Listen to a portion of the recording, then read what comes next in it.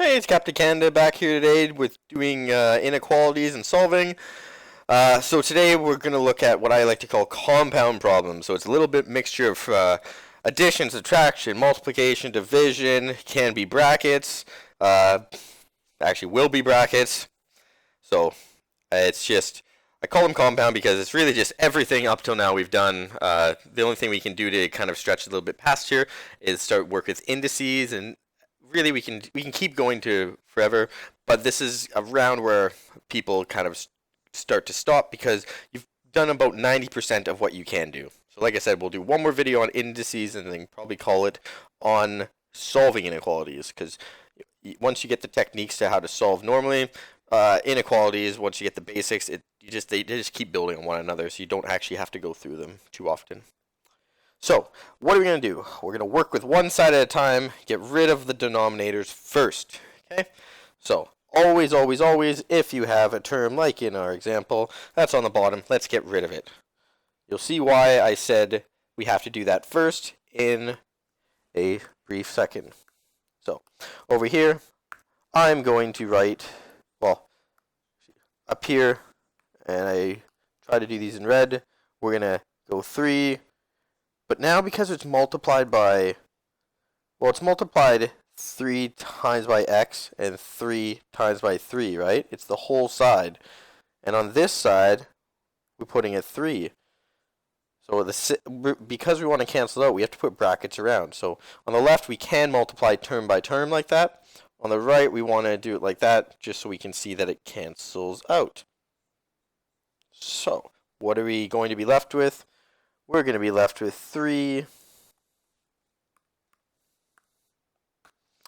3x plus 9 is less than 2x minus 4. And now this is something we've been more used to, right? And even up until just getting rid of that 3 in the bottom, well, after that we'd seen brackets before, so we'd done that. So at this point, I'm going to start going a little bit quicker. So here, well, we want to subtract this 2x from both sides so we get a positive x when we answer. So that means we have to take away this 9 next to it. That moves the 9 over, so we have to take the 9 over off of this side.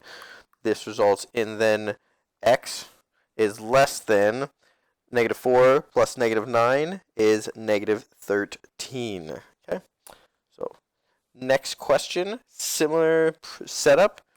What I'm going to do though is I'm going to set it up more in brackets. So I know that I have to multiply both sides by 3, right? So I'm going to put both sides in brackets just because that's actually the more proper way to write it out. So really I'm doing 2x plus 3 and less than 4x minus 4, right? So I got rid of our denominator and got rid of the 3 on the right side and just wrote it as brackets on the left. I didn't actually expand my brackets. I just wrote it as a one-line expression. So what are we going to do here? Let's expand the brackets so we get 6x plus 9 is less than 4x minus 4. So now we got to move this 4x over. That'll keep our x expression still positive. That means the number beside it, the negative 9, moves over to the other side. Whoops. As a minus 9. And in the end, we're going to get our answer as, or not our answer, but our next step, sorry, as 2x is less than negative 13. So if 2x is less than negative 13, we divide by 2, and we find that we have x is less than negative 13 halves. So x is less than negative 13 over 2, or x is less than negative 6.5. So if you ever do know what the decimal answer is, write it in, because it can sometimes easier to use if we have to go forward with our information.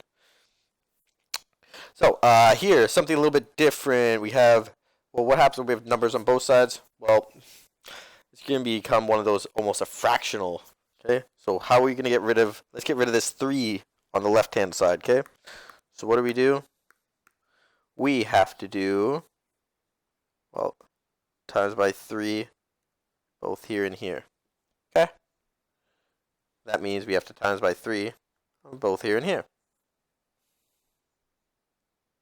So what are we going to get? We'll get negative, sorry, I just want to do this in blue. And this is going to be a very long question, but this kind of shows how hard they can get, but they probably won't get this hard for you. So negative 18x plus 6 is greater than 3x minus 12. That's all over 4. Okay. Sorry, I'm going to stop myself because I can see myself where I made a mistake. So some of you may have noticed where I made a mistake. I should have just canceled out those, left with negative 6x plus 2. I was wondering, because I looked at my numbers and they looked really big, considering I had to multiply again. Is bigger than 3 bracket x minus 4. That's all divided by 4. So we can represent that as negative 6x plus 2 is greater than 3x minus 12 all over 4. Okay. So, sorry about that mistake. So here times by 4, here times by 4. Keep in mind, we're putting those in brackets. And we'll get negative 24x. So negative 24x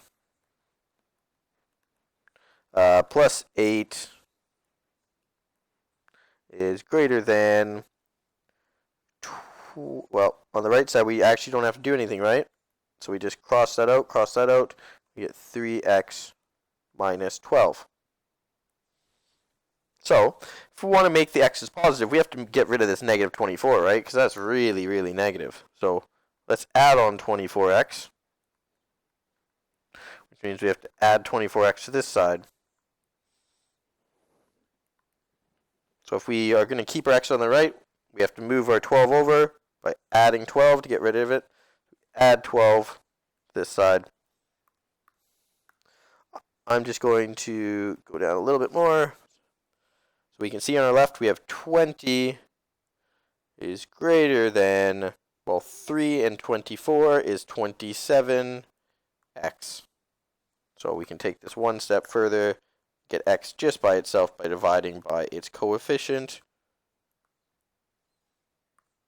And in the end, I'm going to leave this as a fractional form, but I will switch around.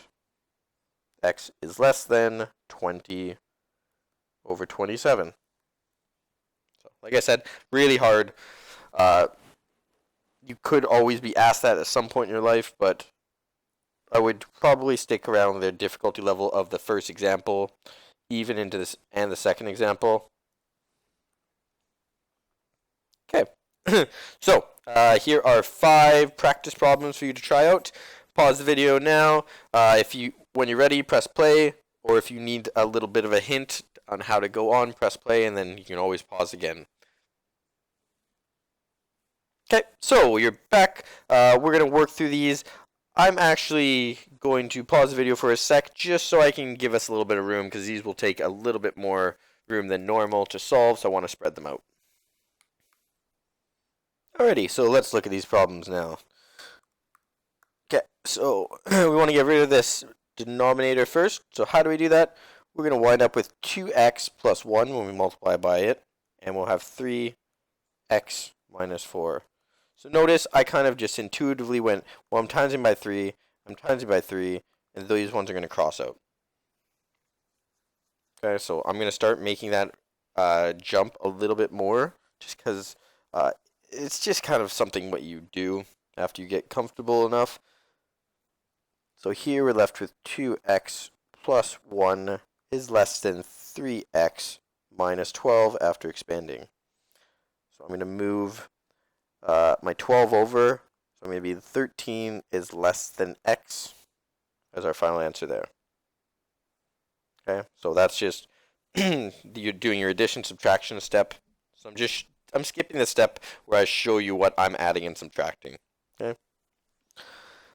So next step, we're gonna get rid of this times by 3 on each side, right? So here we have to put in brackets. This one they just get rid of it. So x minus 5 is less than or equal to.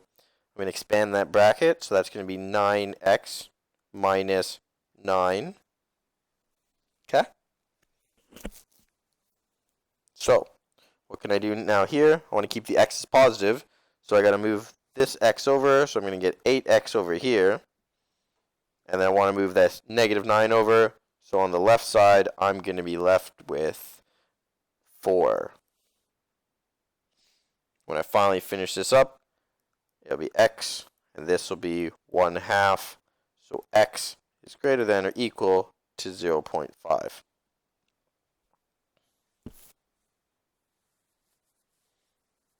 Now, one thing you should start doing when they look really complex, look for little tricks.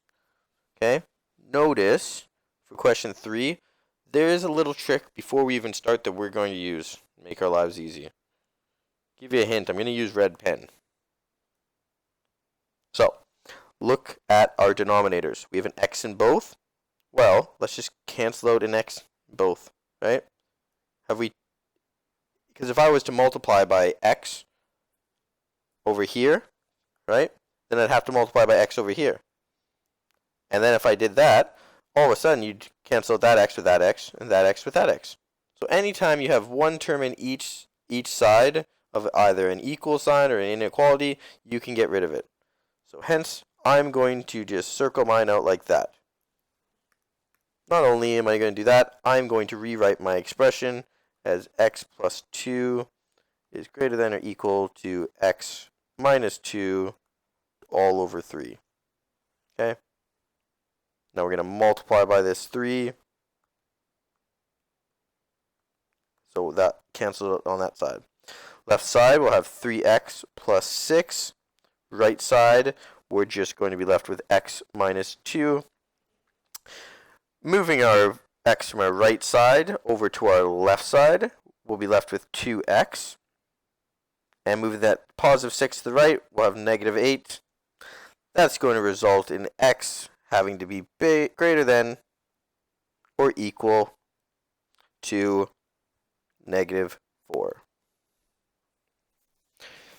Moving on, we have x minus 2 and x minus 3/4. So, looks a little bit different because we have a whole bunch of things, right?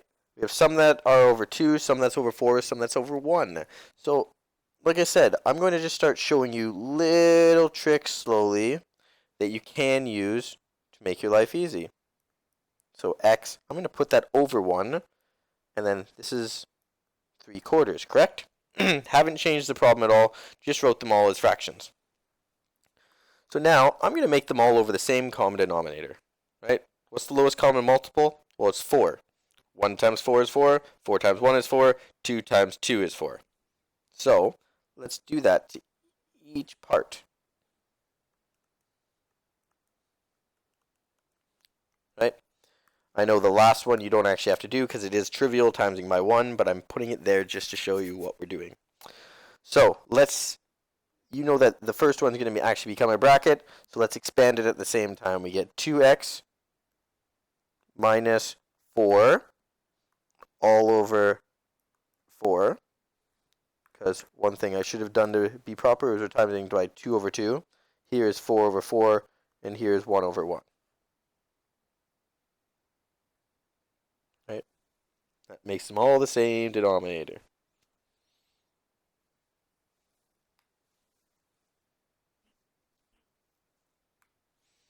And next we're going to have, next we're going to have this 4x over 4, and lastly 3 over 4. So kind of looking at what we did before, notice how every single one has a denominator of 4, so we can actually just get rid of all of our denominators. So there are multiple ways to simplify. Some are just little sneaky tricks like that. So here we're left with 2x minus 4 is greater than 4x minus 3. So we went from something really, really nasty to something really easy really quickly. Here, let's move the 2x to this side and the negative 3 to this side. And so what are we going to get? On our left-hand side, we're going to be stuck with negative 1. On our right-hand side, we're going to be stuck with 2x. And then we can simply divide by 2. Negative a half. Whoops. Negative a half is greater than x. So x is less than negative 0.5.